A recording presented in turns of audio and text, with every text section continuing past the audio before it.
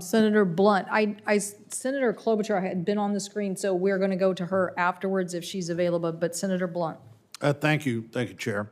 Mr. Kirby, we may see how far this question can go with others, but when you were getting ready to get back to significant numbers of passengers in the air and in the airport, what were the things you were the most concerned about that you didn't control?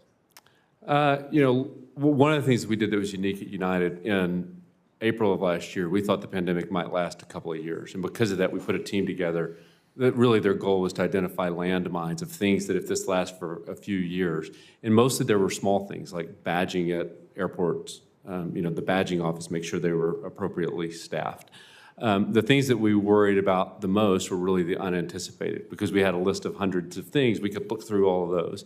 The challenges that we've had challenges too. We've avoided big operational disruptions, but the challenges have mostly been around things that happen from vendors that support all of us. So there was fuel shortages in the West this summer.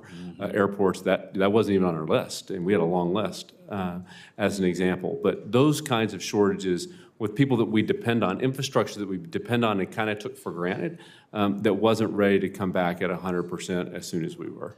Mr. Lauder, do you have anything on that question? I would only add that similarly, as we were getting ready for the return, we formed a team of operational readiness, and part of what we were looking at is what other pieces of the aviation puzzle should we just be having the same conversation with, and that included several government entities such as the FAA, air traffic controllers, CBP, and TSA.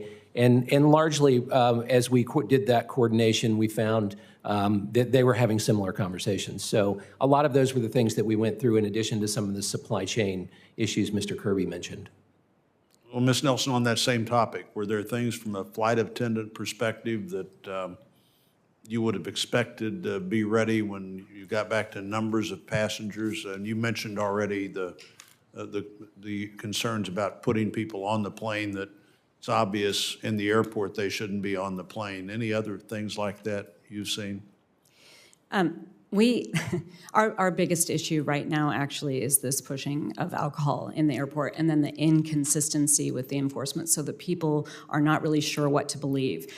Part of the problem that we have seen is that as people are boarding at different airports, some of the patchwork of policies around the nation about what people should be doing has led people to believe that they don't know what to believe. And keeping people in a constant state like that is really unsettling.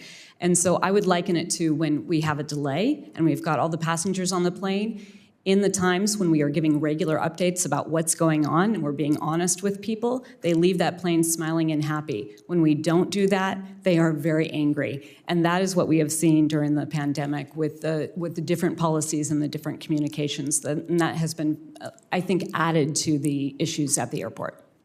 Right, thank you. Mr. Parker, you mentioned earlier that you thought you had the right number of people, but you didn't have the right number of people at the right time. Why would that be? The right number of people if everybody's well and showing up? Right number of people if we don't have any enormous disruption. If we don't have a significant disruption. In those events, we need people to want to pick up additional trips and to work more than just their minimums. That's the situation. Very rare that it happens, but it happened to us in late October. But that's really the situation. In normal weather events, this isn't about, it doesn't have to be perfect weather. We have enough people to run the airline. We have enough people to run the airline in any sort of, hurricanes or anything like that we could handle. But when we had this unforecasted situation in Dallas, it's very difficult to get people to essentially not really volunteer for work, but to be there to pick up additional trips when needed. Now, this may be more of a societal question than just an airline question, but did you think people were more willing to take extra time before the pandemic than after the pandemic? Oh, absolutely. And again, but again, I'm not trying to make a statement about our people. It's largely related to the pandemic, I believe. So, again, some of the things Ms. Neville talked about makes it hard for flight attendants to want to go to work more than they have to. But also, yeah, there is a global pandemic going on. So anyway, our team's doing a great job. We just find it harder in those circumstances than it has been in the past. Mr. Kelly, I see Ms. Nelson shaking her head yes. Did you see this, do you have same situation 2 years ago? Would you have had people more eager to sign up for overtime than you Yeah, would have? it's a very different environment, and I don't talk to a CEO without having, similar experiences shared. So it's a difficult hiring environment. As we all know, there's a lot of people out of the workforce.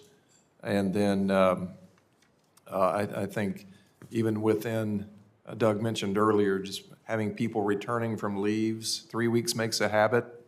They're out for a long time. They may not be interested in working as much, as an example. Sarah mentioned the same thing. So yes, I think we're all experiencing that. Absenteeism is higher. We have more people on leave. Attrition is a little bit higher. So for most categories, it's not that they're remarkably different, but when you add them all together, yeah, it's just a different working environment. We're adjusting to it. I think one of the things that we're anxious to do is restore flight activity within our network where it was before. And obviously, one of the supply chain constraints we have is just getting people on board to do that. Thank you, Chair. Yep. Senator Klobuchar.